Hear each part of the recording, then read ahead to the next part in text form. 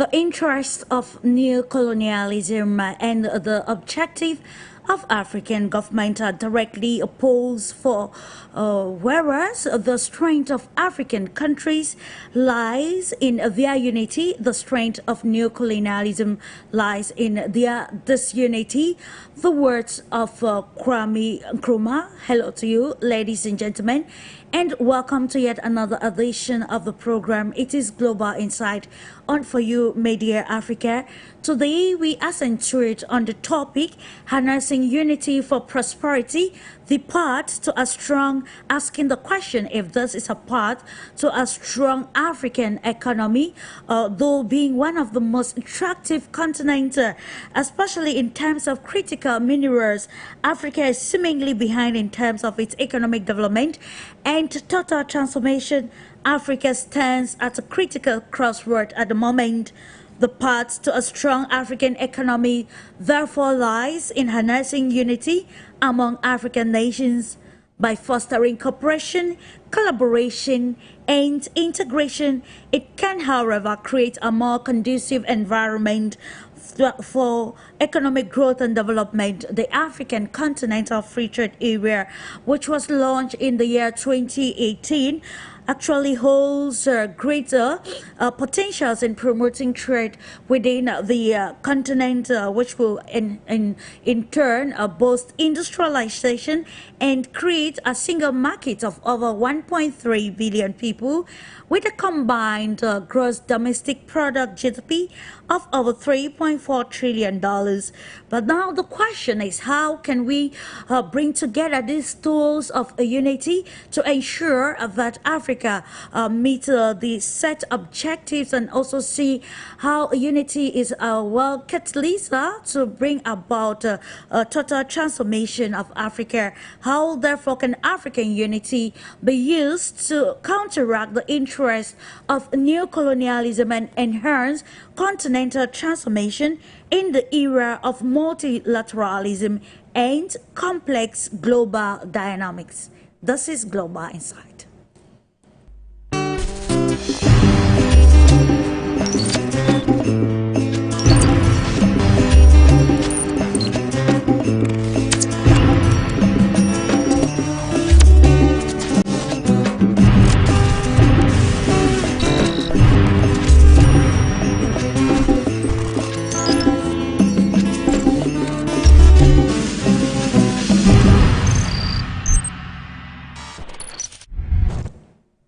And if you are just tuning in, you're most welcome. And of course, we apologize for the late start. Today, under this edition of Global Insight, we want to answer the question if the unity of Africa is the sole tool that will help Africa to triumph or to define its stance in the global world and ensure the total transformation of the continent, and how can we actually harness this instrument or catalyst of unity to meet the set objectives? What are the parameters that needs to be considered to ensure this milestone? It is should be noted, as we underlined on the preamble, that the continent Africa, it's one of the most attractive continents in terms of critical minerals, but also in terms of its population, its resources, population, and even the markets. And of course, what is stopping Africa from attaining a milestone in development in spite of its endowment? And with a panel of experts today, we are going to analyze critically to seek solutions on how the stakeholders in Africa, be it political and even economic stakeholders, can maximize the opportunities that the continent have to be able to fast track its economic trajectory and ensure practical development and transformation of the continent Africa. Let me take you now to the East African nation of Kenya. We're being joined by Alex Ogutu, who is a governance researcher. Hello to you, Mr. Ogutu. It's a pleasure having you this day on For You Media, and particularly on the platform Global Insight. Thank you very much, Clarisse, and hello to your viewers. I'm happy to be part of the show and looking forward to the deliberations. Thank you. Indeed, we are looking forward to having a fruitful discussion. And to South Africa, we're being joined by YULIA BERG, a political scientist, founder, expert club, of course, that will help us to give insight on this very important topic, the unity of Africa, and if it's a catalyst for the transformation of the continent. Hello to you, dear Yulia. She will join us subsequently. And from Canada, we're being joined by Dr. Elijah ENOAKU, who is the director for the Africa Center for Development, or the Center for Africa Development. Hello to you, Dr. ENOAKU. A pleasure having you this day. Apparently, he's yet to join the conversation. If you are just tuning in, you are most welcome. It is an informative, discursive, as well as interactive program where we discuss the stakes pertaining the African continent in the times of changing global dynamics. I will kick off with you, Mr. OGUTU. Today we are looking at the place of unity in bringing about the total transformation of the African continent, and of course the primary question that we ask in the preamble is how Africa can use unity to counteract the interest of neocolonialism and enhance continental transformation, especially in the era of multilateralism and changing global or complex global dynamics. So thank you once again, Clarisse, and hello again to your viewers. I'm happy to be part of the show, and indeed I acknowledge the centrality of the topic today.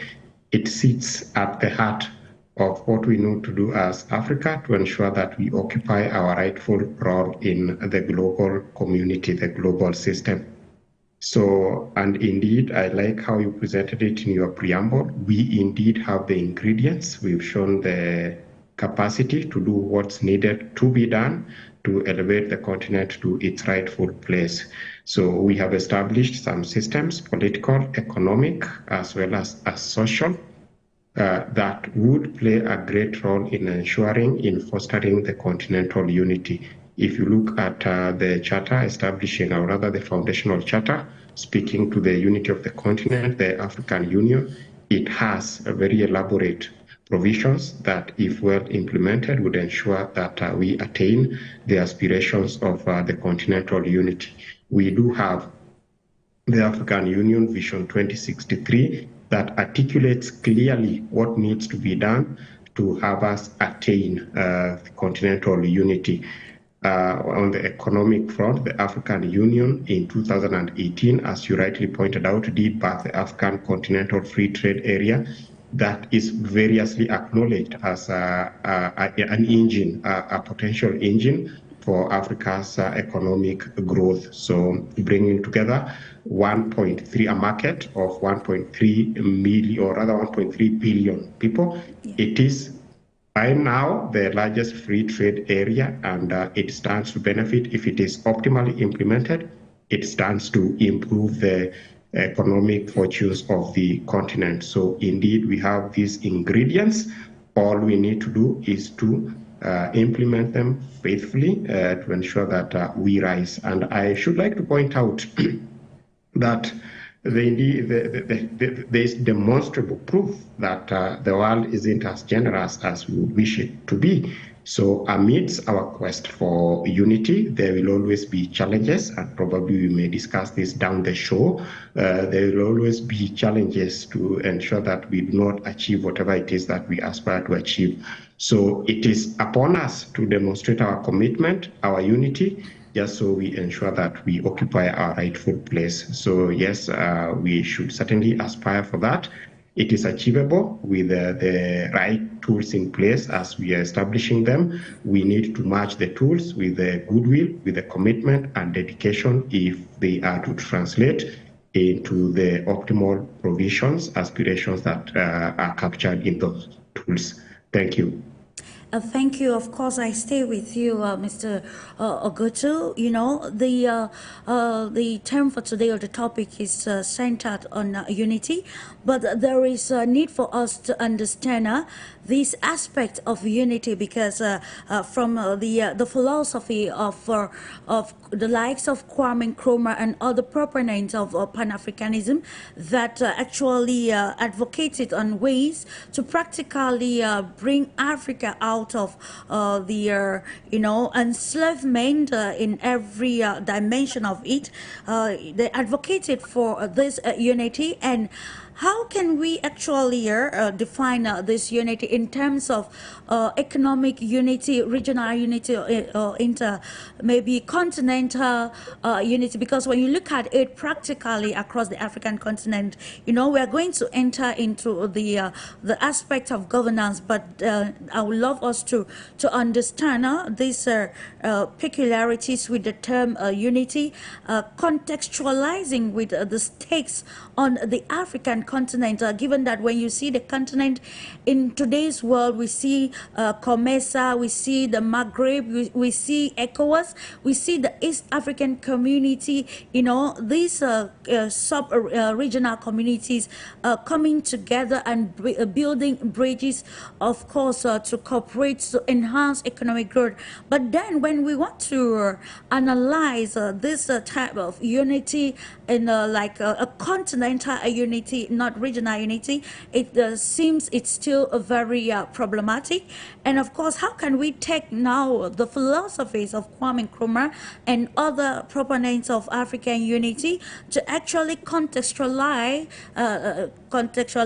it in today's world? We mentioned already that the African continent remains very attractive to people across the global world in terms of its critical mineral resource and, of course, the human capital and other factors that we can actually highlight. How can we define this unity, putting in place the present context or stakes of affairs in the global world? So I think that's a very important question, and thank you for asking it. So the definition of the question of unity is as critical as its implementation. So from where I sit, unity must be viewed from both political, economic, social front, but also psychological as well as physical. So if Africa is to attain the unity that we are aspiring for, it essentially means that we must bring down the physical, political, economic, and social barriers that advance the cause of our segregation and discrimination.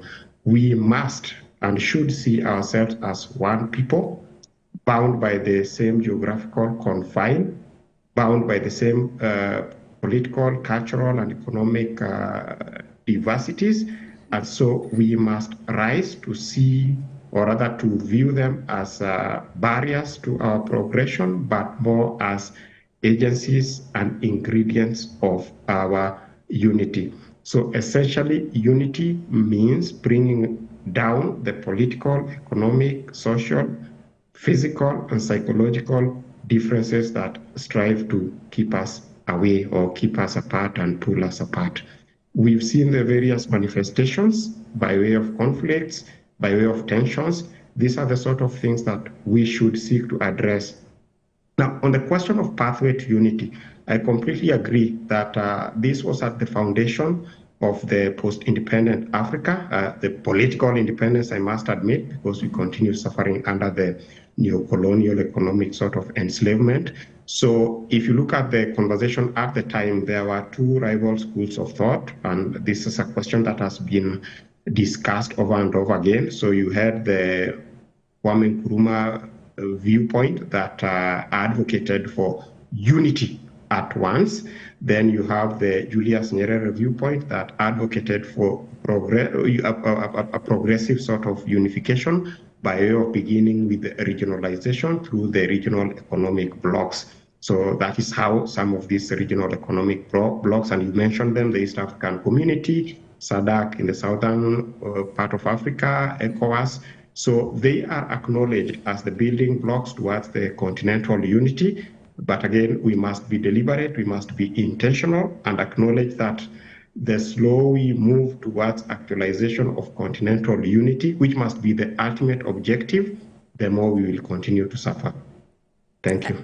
Thank you for that insight, Mr. OGUTU. Let's go now to Canada and welcome Dr. Elijah ENOAKU, Director of Source Center for the Africa Development. Dr. ENOAKU, we are looking at the place of unity in bringing forth a clear economic, especially economic trajectory for the African continent. So the question why we welcome you want to ask maybe how or what the power of proximity means for the continent Africa in the present society in which we live, where the continent continues to be a very attractive one, and we see a heightened geopolitical competition. And we asking the question how we can use unity to be an answer to counteract the new colonialism interest, and of course enhance the total transformation of Africa. So in your perspective, what is the power of proximity in ensuring that we attain this milestone in Africa?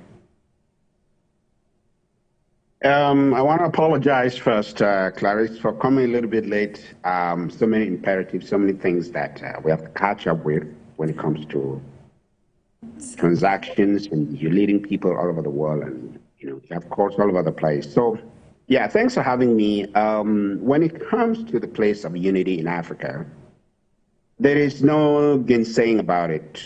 Nobody can minimize it.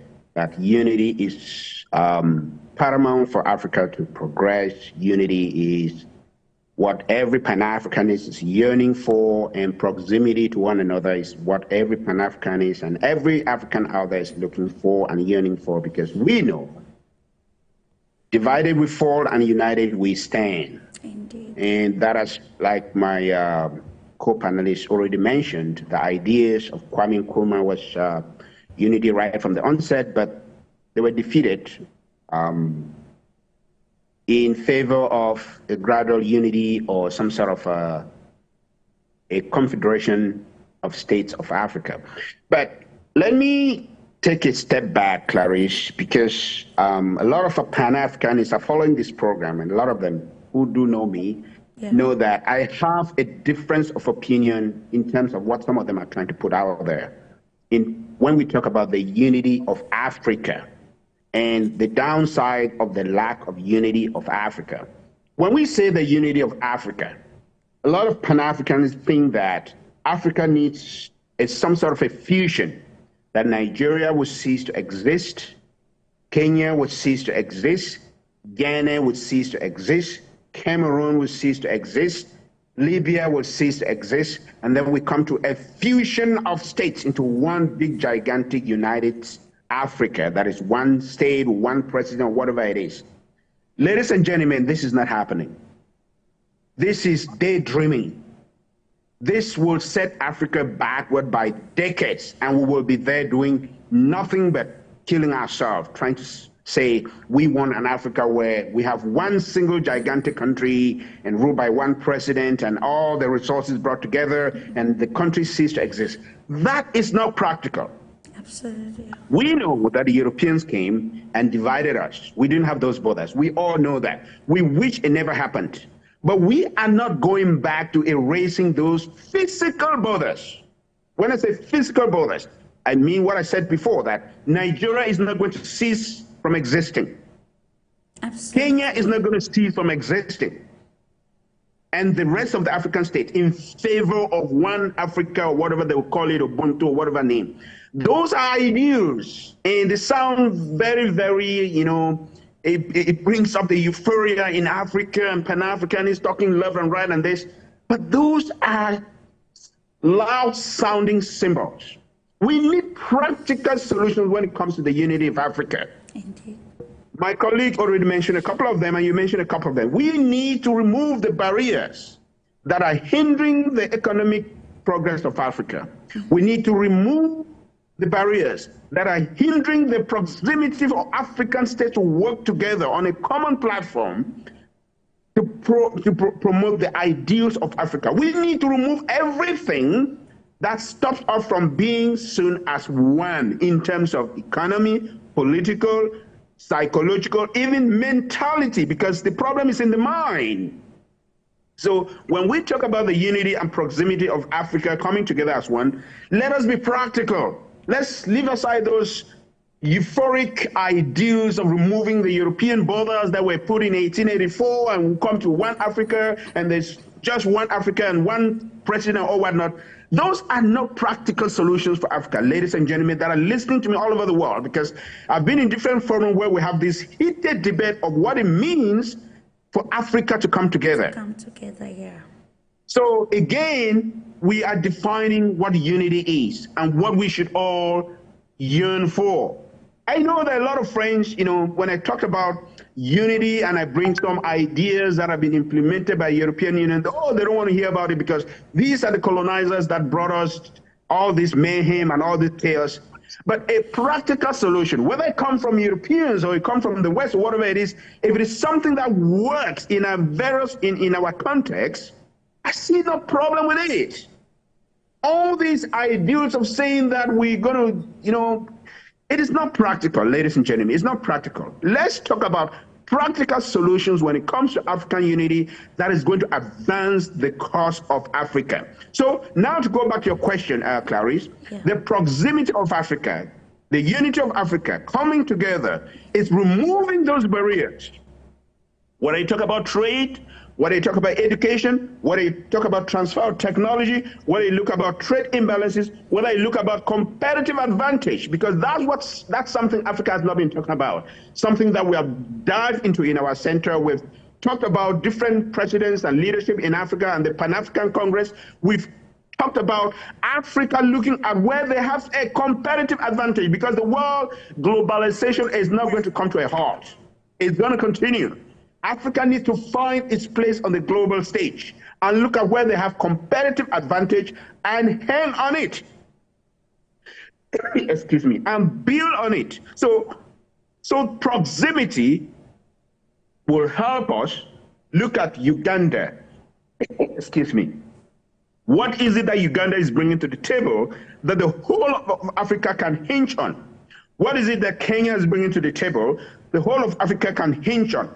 What is it that Nigeria, that we seem to call the giant of Africa, what is it that is their strong point that the whole of Africa can hinge on? When we look at those competitive advantages that Africa brings to the table, and we now remove the barriers that will hinder those resources in Cameroon, in Kenya, in other countries that can be utilized to enhance Nigeria to be much more competitive on the international scene, that is when proximity becomes an advantage to us. But so far as we speak, we are living in our own little conclaves in Africa. Nigeria is doing something, Cameroon is doing something, Kenya, Uganda, and we do not have a common platform on which to act on the international scene. And it is hurting us and hurting us very badly. Indeed, I will stay with you, Dr. ENOAKU. That is very problematic, and of course, some proponents of the viewpoint that when they talk about the unity of Africa or making Africa one, it doesn't mean we should erase the already existing countries across the African continent, but look at lines that can actually, where we can build bridges to be able to act as one entity, especially as the world is becoming more and more interconnected. You mentioned that in your discourse, Dr. ENOAKU. So the question is, you've highlighted a lot of things in the benefits of this proximity. So the question is, we want to look at the ability of especially political stakeholders to maybe relinquish a bit of their political economy in trying to erase some of these factors which are hindering the unity of the African continent, especially economic unity. You know, the trade, intra-Africa trade is still very minimal. And so we want to look also at the inherent link between unity and prosperity and the ability of political stakeholders to maybe relinquish some sort of their political autonomy in attaining this milestone. Yeah, that's what the problem is, Clarice. You've hit the nail on the head. It's because a lot of African countries do not want to relinquish that in order to benefit the whole of the African economy. Look at trade, for example, which is the #1 core of what is hurting Africa. We are talking about close to, the last time I checked, the GDP of the whole Africa, I think, if I remember, was around 2.3 trillion. We're talking about 2.3 trillion economy that is not able to compete on the international stage because everybody is working in silos. Everybody is doing its own little thing. Imagine that you bring that economy on the global stage as one, as an entity, where we have a common trading platform. Imagine that you have a stock exchange market that is an African base. It's not Lagos Stock Exchange, Kenya Stock Exchange, Cameroon Stock Exchange. You have a common stock exchange market where we buy stock and sell stock as an African stock exchange market. Imagine the colossal impact that's going to have over the world. Imagine that you have an African ecosystem where we have technology exchange of technology from Kenya to Nigeria to Cameroon and so on. We have a common platform where everybody's, sharing technology together. Imagine that. Imagine that you have a common, you move all the trade barriers where there's common flow of goods and services from one state to the other. Imagine that. You are dealing with a colossal economy that is fragmented and is not able to compete on the international stage. That is what African unity is about. There's no free flow of goods and services from one state to the other. Let me give you one example, because sometimes when we speak like this, I like concrete case studies that will elucidate the point that we're trying to make. Absolutely, yeah. If you know the amount of money that Africa is losing just from exchange rate. That's when you're going from Kenya to Nigeria, you're changing from Naira to shillings and shillings to Naira. Yeah. You're going from Kenya to Uganda, you're changing just that exchange rate within African countries. Imagine that there was a common monetary policy where Africa are trading in one currency. It's going to bring massive amount of gains to the African economy. If you know the colossal loss that African countries are losing by trading among themselves, just from exchanging from one currency to the other, it is colossal. But they don't see this. All everybody is saying that, oh, there was somebody that came on your show here that we're together, and he was talking about crossing from, I think, Togo to Democratic Republic of Congo. And he was asking a question. I think it's just like a bridge. And he needed a visa to come from one bridge to the other. He said, why is this so? And I don't want to call the names. One of the countries said, oh my goodness, if we open these borders, the people from this country are just going to flood over here. They're going to take all our jobs. They're going to take all our this. They're going to take all our this. That is the mentality that we have in Africa. Yeah. That these countries are afraid that if we open our borders, these ones come over, take our jobs, take our economy, take over. That is so wrong. If we have trade imbalances, flow of goods, the flow of goods between one country to the other is going to erase all those imbalances in such a way that the economy of Africa is going to be so competitive in a way that even the European Union that we speak is not able to compete, will not be able to compete with Africa. Or, the North America, they have their own trade organizations and so on as well. They wouldn't be able to compete with Africa. But because of these because of these barriers that you have mentioned and the other colleague mentioned before, we are being killed in the international scene. We are not able to compete. What would Togo, I can't remember their population the last time I checked, whether it's 2.3 million. What are they able to do on the international stage? No matter the goals and minerals that they produce in that country, they do not have the muscle compete on the international stage.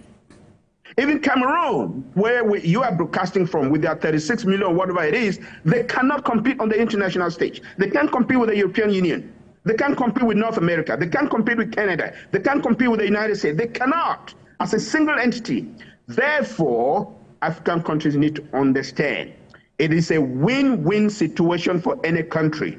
We understand there are wars, sometimes there are fears. You know, the last time we discussed this, some member states were complaining that there are wars in this country, there are wars in this country. If they open their borders, it's going to bring in, arms, it's going to bring in conflict. But those things, there are preambles and there are guidelines that are put in place. When there's an African platform, every country will have to sign into and put their house in order before they're accepted into the union. Absolutely. So there will be checks and balances. It's not like you just open the borders and people are flushing, criminals are rushing here and there. No. So the fears that seems to be existing within African countries as to why they don't want to, have a common platform to do things together as Africa are uncalled for is because there's not enough education to let our leaders understand that those fears are not well founded. They can be handled within a well-designed platform for Africa. Okay, indeed, they can actually be handled within a well-defined platform for the continent Africa, and it becomes worrisome again, Dr. ENOAKU, to think that leaders are actually conversant, because when you listen to the speeches that deliver both in within and beyond Africa, you hear very promising statement, and I think the African Union Commission recently during the counter-terrorism summit in Abuja, Nigeria, highlighted that it was high time that these brilliant ideas be implemented and see that we bring forth African solutions to African problems. I equally announced earlier on that we'll be joined by YULIA BERG this time around from the Republic of South Africa in her capacity, of course, as a political scientist and founder of GLOBUS Expert Club. YULIA, today we are looking at the African continent faced with the global power dynamics in the global world, and asking how the continent can attain its desired transformation, and asking if actually unity is a tool to meet this objective.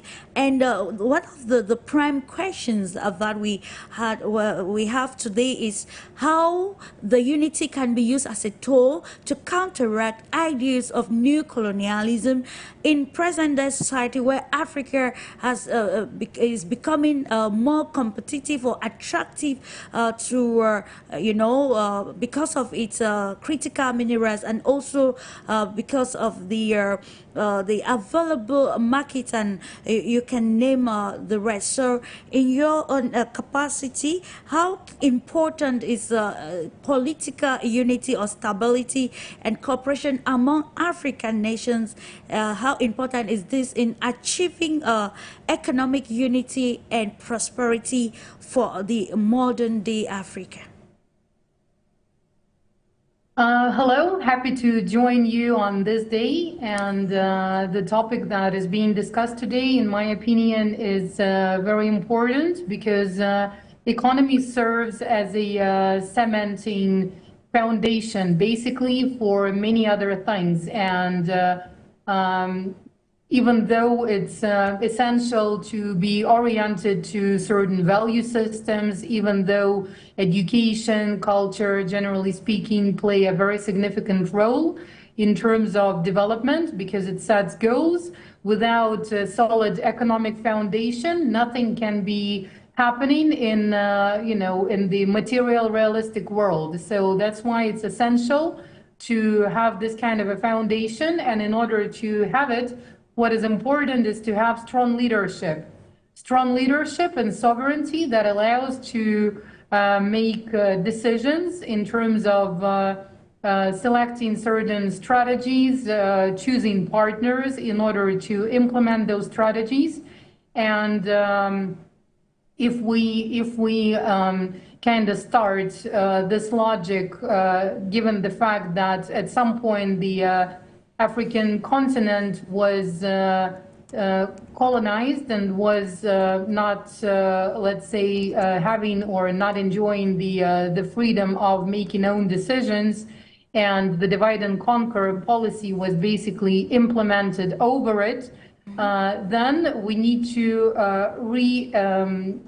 rewind the situation back to a point at which divide and conquer is substituted by unite and cooperate, right? Sure. This is something that the current neocolonial model or system is least interested in, because if the African continent is united in terms of having joint development goals and sharing logistical infrastructure using the agreements that were reached back in 2018-19 when the trade zone deal was signed by pretty much all of the countries of the continent. That would allow to make regional decisions in order to ensure development of basic infrastructure such as energy infrastructure that would meet the demands not just of the households but also of industrial facilities, and that would increase industrial capacities, water infrastructure that would contribute to a different quality, not just of living, but also a different quality of agriculture. And those decisions, if they're made on a regional basis, or if those are coordinated at the continental level with the selection of partners from different parts of the world, that would allow us to see results in the near future. And that would be essential. But what is needed for that is a desire to cooperate, or let's say the political will to cooperate rather than to find differences and difficulties on this path, sovereignty and strong leadership. So those are the essential components needed to build economic foundations that would then ensure development of other related areas. I will stay with you, dear Yulia. Mr. Ogutu and Dr. ENOAKU highlighted a very pertinent point as to how Africa or unity can be the catalyst practically to bring out Africa from its economic recession or susceptibility. And you quite mentioned a whole lot of issues and aspects that can be used now. It's no longer news that the entire continent is aware, and most especially political actors are aware that the exploitation, the division of Africa was actually had some very negative aspect. But now the time for action is now that new perspectives are coming into play. So the question, recently the president of the African Development Bank, Akiumi Adesina, highlighted and warned, of course, that African leaders should not or should stop using Africa's resources for debt. And we know, of course, that many countries in Africa spend most of their resources instead of actually revamping the economies. They spend the resources in servicing debt, and that is actually a setback for the continent Africa.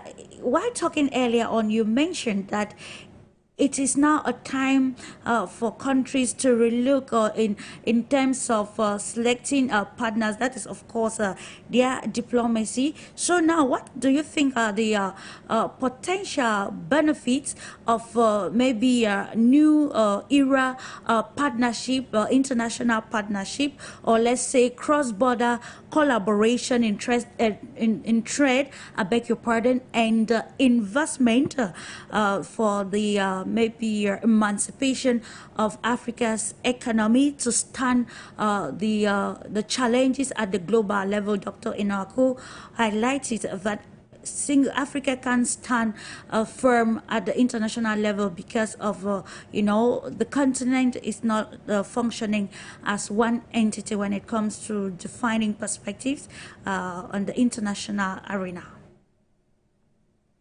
Well, I would start by saying that African continent definitely is very diverse, and the countries are very much different if you look at it. So on the one hand, it creates a beautiful variety. On the other hand, it creates differences that that require a joint or coordinated approach in order to overcome and to focus on common strategic goals. So whenever you deal with such a variety, on the one hand, it creates additional opportunities, but on the other, it requires a smart approach to be able to step over or overcome the possible challenges that can arise, right? Yet at the same time, at the moment, the continent basically has more than what is needed in order to build prosperity. By this, I mean that the continent is rich both in mineral resources. It's rich in terms of agricultural possibilities, and there is an opportunity to harvest at least like 4 times a year, right? So it could be leading in this globally as well. There is an incredible human capital, a lot of young population, growing urban population. If you look at the data and stats in terms of education, in terms of development of various kinds of facilities, it's also very promising.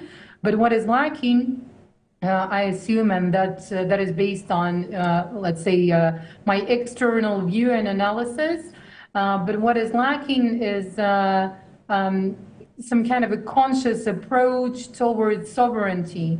So the political will that is absolutely necessary to proclaim that sovereignty and to realize the very foundations and the resources that are available on the continent are essential in order to make strategic decisions, then choose relevant partners in order to implement those strategies and reach a brand new level of,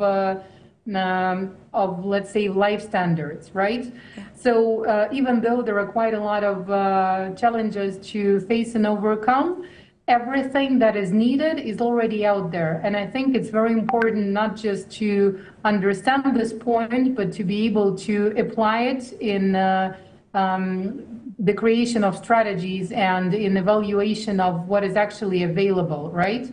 So the world is changing at the moment at a speeded up pace, right?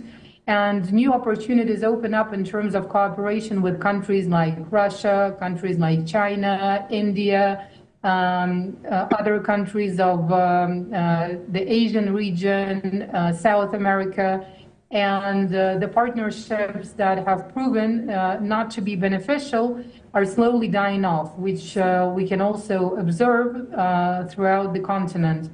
So in my understanding, going back to the question that you asked, the essential part is just evaluation of the resources available and the political will that is needed to reach that actual sovereignty and implement the strategies. Okay, thank you, sir, my chair. It's about having a perfect or well-defined strategy to meet these objectives. And this brings us to the aspect of governance across the African continent. Mr. OGUTU, now with all that has been said, pertaining our topic for discussion, the place of unity, what are those implications of effective governance structures on maybe promoting economic unity and growth across the African continent? Thank you very much for that question, and happy to join in with my co-panelist, Dr. ENOAKU, and also YULIA from South Africa. Nice to meet you both, and happy to share the platform with you. So before I respond to that question, allow me just a few minutes to comment on what my co-panelists have talked about in their very brilliant and detailed elucidations, beginning with Dr. ENOAKU. He brilliantly defined what unity is not in the context of our continent, and I completely agree with him, and I echo his word. The unity of the continent doesn't mean pulling down the physical barriers and boundaries as they were established by the colonial powers. That's impractical, and it is a fact that is even acknowledged in our own documents that seek to attain that very unity. If you look at the charter establishing the Organization of African Unity way back in 1963, it was clear that the best way to progress was to unsettle the borders as they were established. So realistically, and I like Dr. ENOAKU, who is very pragmatic, in addition to being passionate about the unity, and is very pragmatic on what it is not, and I completely identify with that. Now, to Yulia, I agree that economy lies at the foundation of our progress. I assume I got you right. What I respectfully disagree probably is the sequencing of how to achieve these very pillars of development. I like to see it as a tripod that is comprised of the political pillar, economic pillar, as well as the social pillar. So if I got you right, your argument is that we need to establish our economic foundation first, so we are able to achieve the other pillars. I would respectfully differ with that for the simple reason that we have seen how that has been working elsewhere. There's always the risk, the temptation of misusing the economic development to suppress these other pillars, particularly political. So it is possible, conceivable, indeed, we've seen this, that leaders who tend to cling on this economic sort of progress tend to frustrate and suppress political and social rights, because they not take advantage of this growing economic and so on and so forth. I belong to the school of thought that it is possible to chew gum and walk at the same time. It is possible to bring up, develop all these three pillars at the same time. Indeed, I argue that the sustainable development is anchored on addressing all the three pillars at the same time. Sacrificing one or two at the expense of the others normally breeds problem. It is not sustainable in the long run. Now, to your question about the implications of effective governance, yes, the foundation of effective governance sits at the foundation of a progressive continent. If we are to achieve what we aspire to achieve, at the foundation of it would be effective governance. Now, what are its implications? Number one, it does provide the optimal environment that would allow the continent to unleash its potentials. So it is a bulwark against the instabilities that threaten, that are inimical to the progress that we yearn for. You explain to me why in this day and era, a continent that controls about 1.3 or rather 20% of the global population, 1.3 or thereabout billion people, contributes only about 3% of the global GDP. It doesn't make sense to me. Europe, that is a home to roughly half of our population, controls about 20% of the global GDP. That doesn't make sense to me in any way. And part of the problem is that lack of the effective governance that we are talking about. I was disappointingly surprised a few hours ago when I was reading that Ukraine has donated a number of tons of wheat to Sudan. How can that happen? A country that has been at war now for close to 2 years, donating. I mean, some of these things just don't make sense. So if we are to unleash the potential of the continent, we must have effective governance at the foundation of it. And when I talk of effective governance, I mean a governance that addresses the political, economic, and social pillars at the same time. Secondly, effective governance it creates a fertile ground for deliberations and consultations that would allow for the continent to read from the same playbook, if I may say so. Now, there is this theory, and scholars in the room would agree with me. There is this theory that we call the democracy, or rather democratic sort of theory, where the primary argument is that democracies hardly go to war with each other, right? Mm-hmm. So what good governance does mean is that when you have countries that are governed well and that are grounded in some sort of political, economic, and social stability, they can learn from each other. They will be willing to sit on the table and discuss issues of progress, as well as ironing out differences, because at the end of the day, differences will always be there. The most important thing is how you address them. Mm-hmm. Now, just like being practical, like my colleague, Dr. ENOAKU. Now, if you look at the case of East African Community, for instance, it has a number of pillars. First was the customs union, which really is facing challenges. The second is the common market. We are still facing challenges with that. We are unable to move freely within the East African Community borders, let alone the African borders. But then the third pillar is monetary union. So this monetary union is stuck. And you know why it is stuck? Because the 7 partner states of the East African Community are unable to agree on who would host the capital of the monetary union, the East African Community Central Bank. Can you imagine that? That's what is holding us back.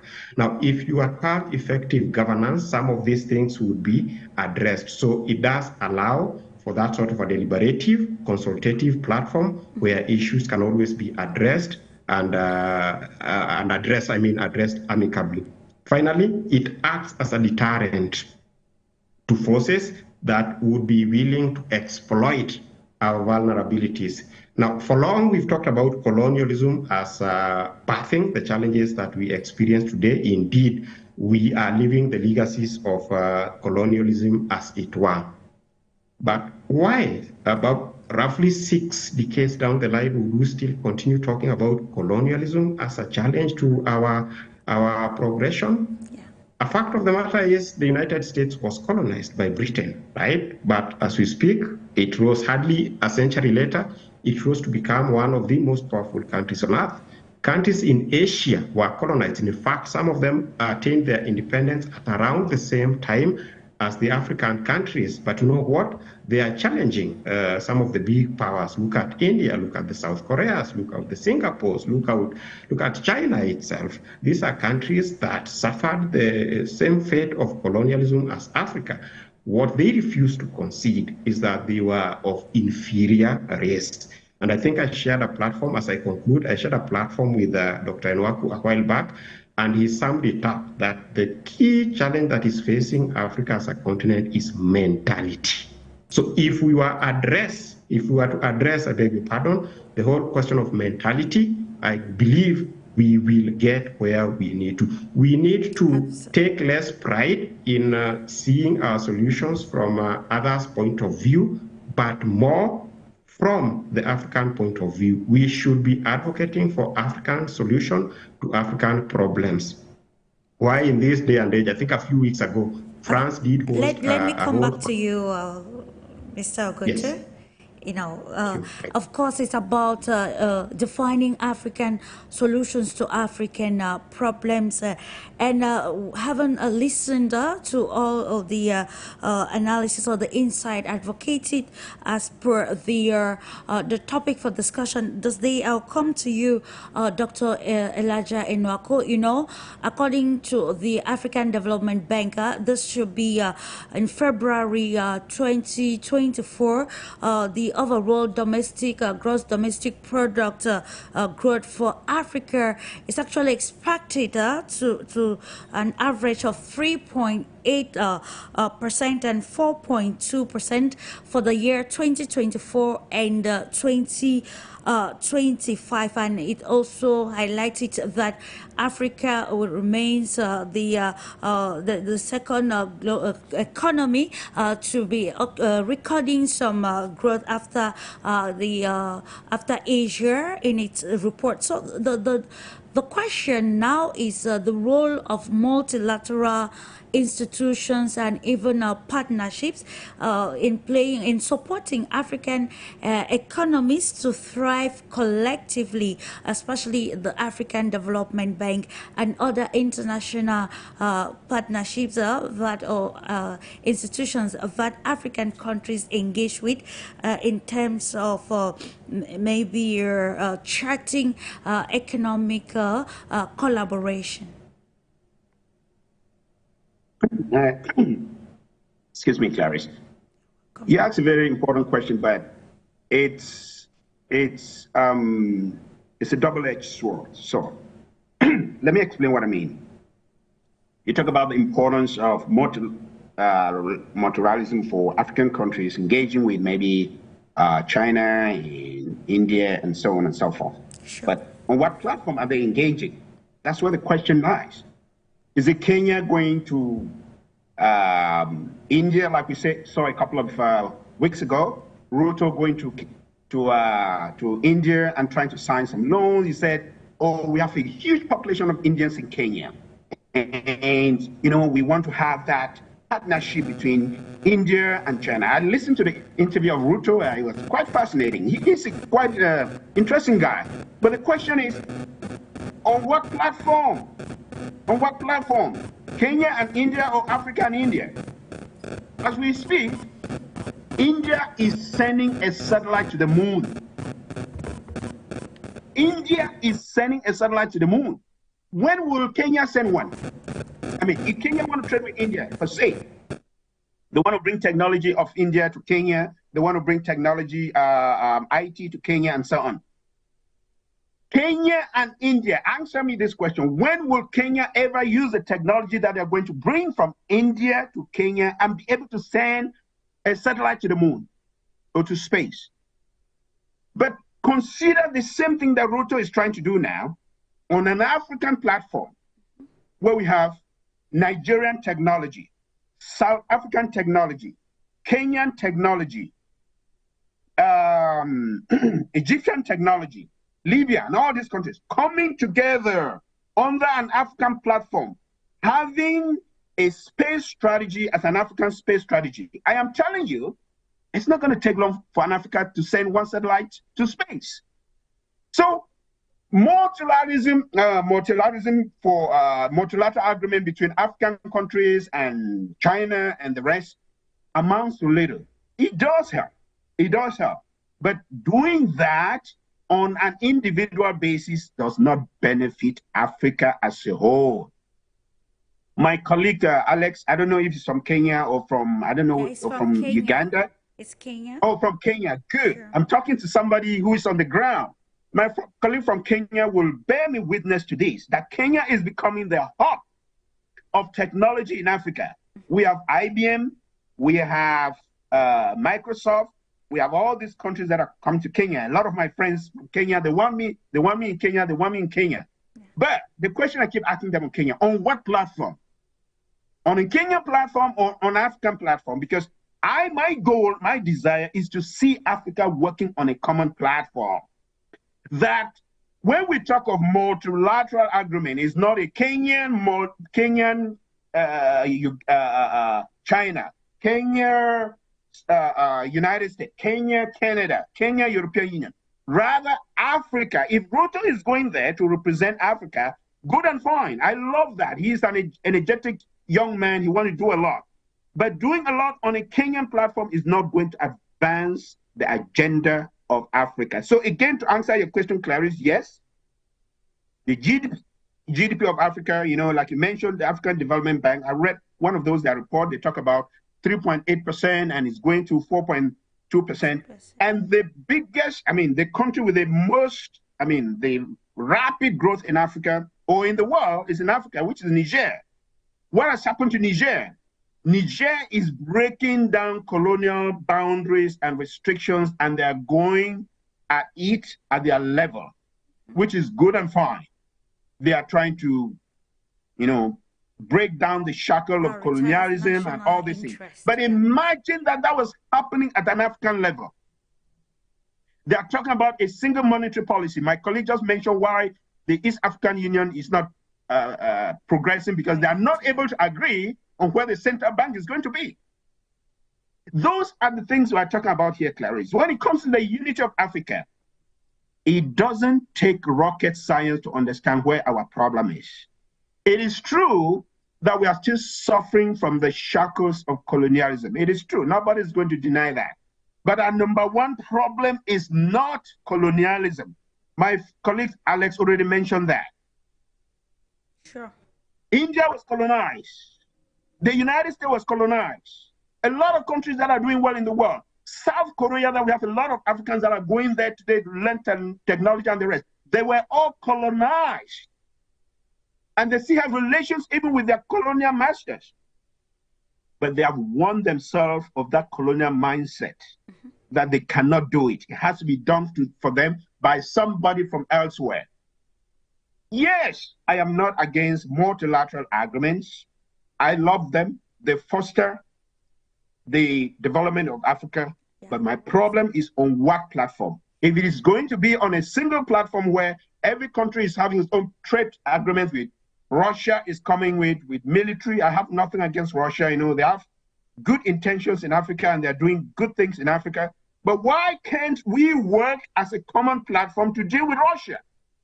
Why can't we work as a common platform to deal with China? Why can't we work as a common platform to deal with the United States, European Union, and so on and so forth? As long as we remain fragmented, any multilateral agreement is going to have very little impact. Why do I say so, Clarice? I will give you a more concrete example. I said at the top of the my discussion that Africa needs to use its competitive advantage. Absolutely, yeah. In all the areas where they are good at. We have one country producing gold, we have one country producing mineral, we have one country producing technology, we have another country good in agriculture. If we diversify that across a common platform in Africa, every single strength that you can mention, you will find it in one country in Africa. And if we use that on a common platform to our advantage, I am telling you, even though we are still living on a 3.2 trillion economy, if you multiply that on the African continent and you use a common platform, there is no trading bloc, whether it is the European Union or the North American free trade trading bloc, that will be able to compete in Africa. And they know this. These trading blocs know this. That's why you see that when the African free trade zone was announced, there was pandemonium in the Western world. They said, what does it mean? Oh, what does it mean for our trade agreement with Kenya? What does it mean with our trade agreement with Cameroon? What does it mean for our trade agreement with Nigeria and so on? There was pandemonium because all of them were thinking, okay, if we cut this trade agreement, what is going to be our advantage and disadvantage? Because they know the impact of it, that if there is a free trade zone for Africa, for Africans with the exclusion of the other free trading bloc, they will come in on a partnership level with Africa. And all those manipulations that they were manipulating those other small African countries, they are going to disappear and they will deal with Africa as a bloc. Okay. That's why there was pandemonium all over the place. So these people know it is the advantage that we continue to work on individual level or trade at an individual level. It's the advantage on our own disadvantage. So again, to answer your question, multilateral agreements, to me, They are very, very effective. They work. But as long as we are doing it on an individual level, we have very little benefits as African countries. And of course, that goes again to Africa's #1 institution. It is the African Union. How can we revamp an African Union that will work practically with the changing times? I always want to reiterate on the statement of the AUC chair, Musa Faki Mahamat. We are aware of the increase in multilateralism, so Africa needs to capitalize on this to define its voice at the international arena. So now, what is stopping stakeholders, political stakeholders, from having that platform, which you just said, Dr. ENOAKU, that the continent will work at the international level as one to be able to meet domestic interests that will work for the benefit of the continent? You mentioned a competitive advantage, and I think with even the global crisis, especially at the international level, we can say that most countries in Africa have garnered some competitive intelligence to understand even international politics and the stakes of it and how it can capitalize on this to be able to maybe fit itself in the world's dynamics as we are moving towards a more practical multipolar world. And this takes me to the question I want to present to you, dear Yulia, now from a political perspective. What do you think are the key pillars required for sustainable and sustainable development in Africa faced with the changing global dynamics in the present society? Well, I think that unfortunately one of the biggest issues that we're facing at the global... Can you hear me? Okay, I can hear you now. Thank you. Yes, basically one of the biggest issues that we're facing at the global level is that there are many beautiful things written and put on paper and even signed by the key actors, but they're not being implemented as they were designed to. By this, I mean a lot of documents, including international ones, for example, the UN Charter, and a lot of other documents that were supposed to be strategic and lay the very foundations of cooperation and the key principles of interactions at the regional and global arena, including the AU documents. So unfortunately, a lot of those are being used as political declarations, but they're not serving as actual practical references for the actors that are supposed to be implementing it.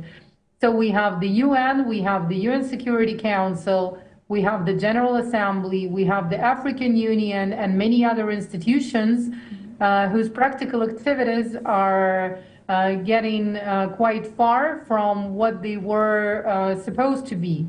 We observed the very same situation related to various international institutions and foundations that are not focusing on resolving issues they're supposed to be dealing with, as that would just kill their budgeting and their funding policies, right? So, you know, starting from the UN Charter all the way up to the Bible, it's already not just thought of, but, you know, put down on paper and signed and agreed to by many actors, yet not implemented. So I don't think we even have to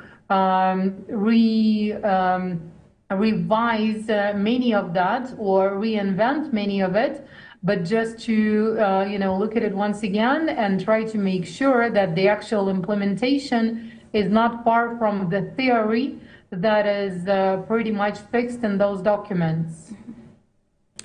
You know, I would love if you comment to what Dr. Elijah said earlier on, dear Yulia, pertaining how the Russian Federation can cooperate with Africa, you know, when it comes to international cooperation today, we will see that the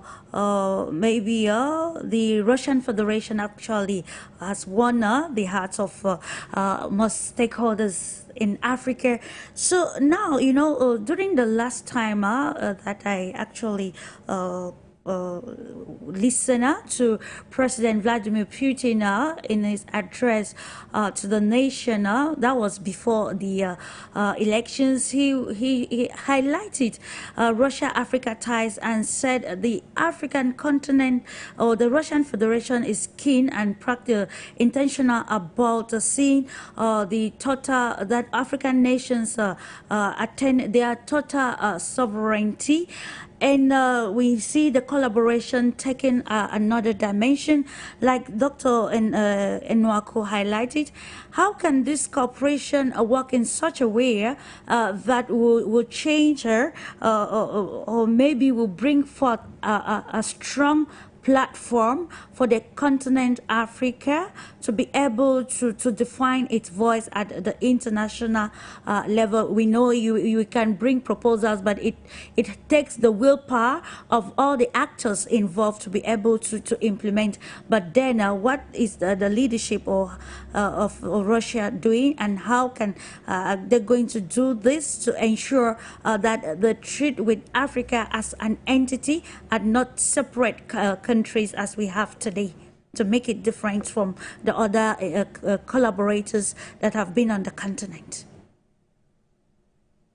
Well, the Russian Federation at the moment is at the very front line of the fight with the hegemony. So Russia chose to stand against the dominance that was established, and now it's dealing with all of the challenges associated with that decision. So, of course, the strategic interest of the Russian Federation is to be able to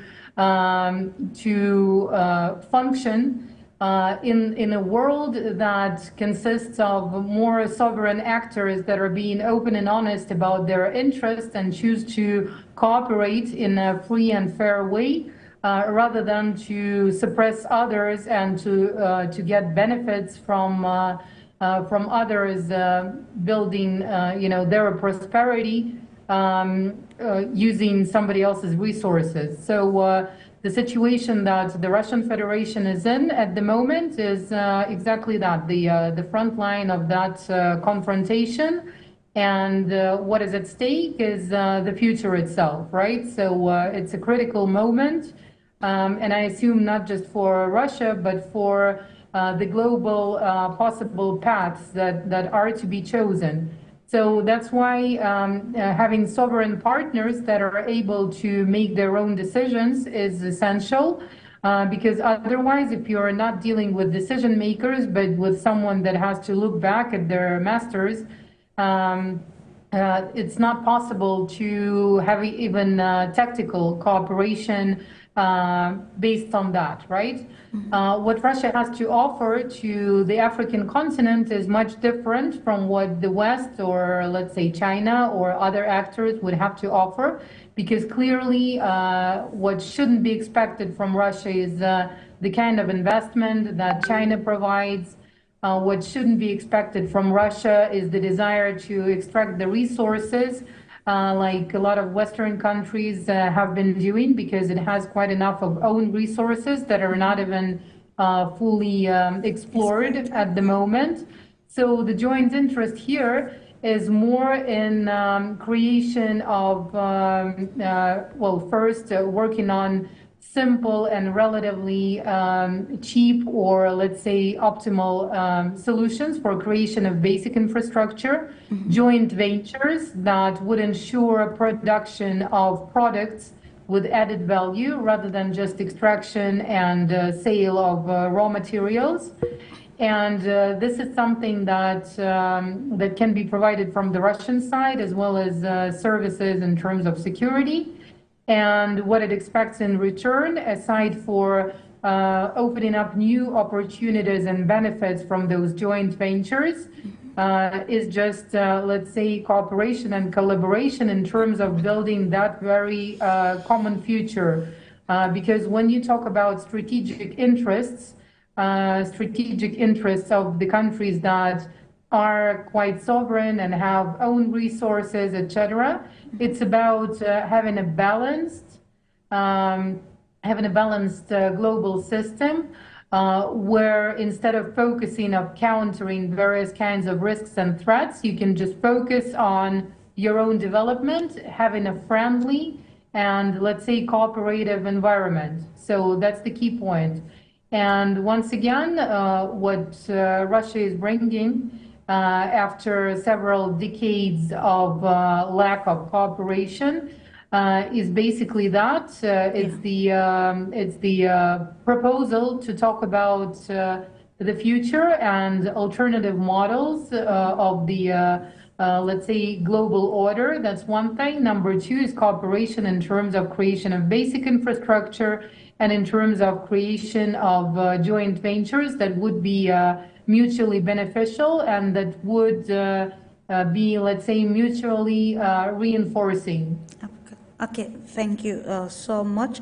We're almost culminating. Coming back to you, Mr. OGUTU. Still on the aspect of governance, we can attest that transparency and accountability are some of the tenets of governance which African nations or leaders actually have to adopt to be able to attain the defined milestone, especially in terms of maybe redefining the economic trajectory of African continent. And I want us to look at the aspect of transparency and accountability in governance system and how this can facilitate economic prosperity for African nations. So thank you very much for that question. And yes, transparency and accountability is central if Africa is to attain the best of what it aspires to do. We do have the right intention, we do have the right ingredients, and all of these are well encapsulated, are well captured in the various instruments and tools that we have developed ourselves, right from the Charter establishing the African Union and other enabling infrastructural systems such as the African Continental Free Trade Area and so on and so forth. So we have expressed that intention that we are capable of doing the right thing. The stumbling block is actualization of that intention. That is where the challenge lies. And part of this challenge is certainly in the transparency and accountability systems.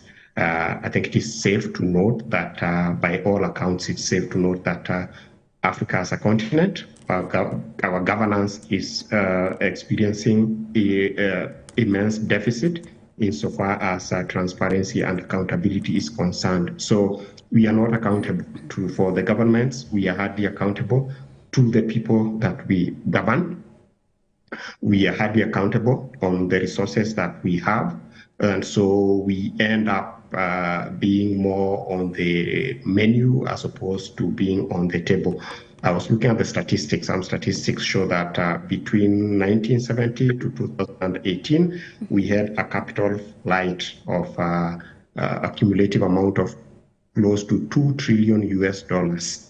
This is partly because we do not have systems that are transparent. We have systems that are hardly accountable. And so we really are vulnerable. So if we are to strengthen our systems, part of what should constitute strong systems is accountability and transparency. And it is not rocket science. It is not hard to achieve that. It's all about unleashing the will to match the intention that we have variously and in detail articulated in our various documents that clearly talk to the intention that we have. Okay, thank you so much. I think I'll be closing with you, Dr.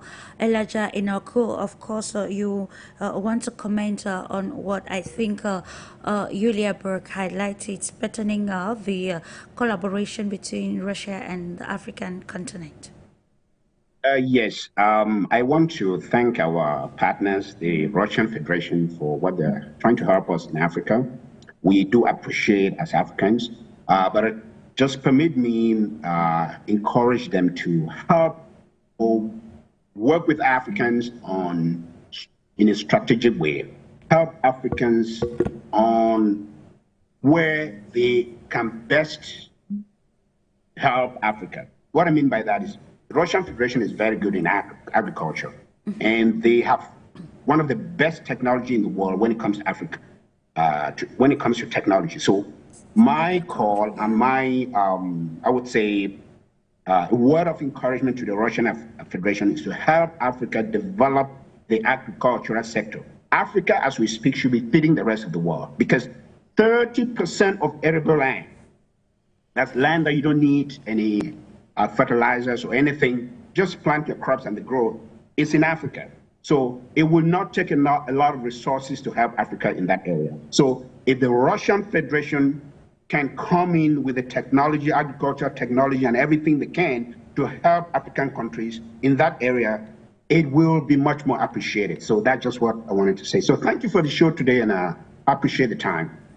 Thank you too. I also appreciate you gentlemen and lady for the greater insight. We apologize for the lapses we encountered today, but I think the time we had gave us enough scope to be able to touch the major sticks that concerned our topic for discussion this day, and we appreciate your time for contributing. Of course, there is need for total change, and of course, when we talk constructively, we reawaken the mind, and the mind goes to work.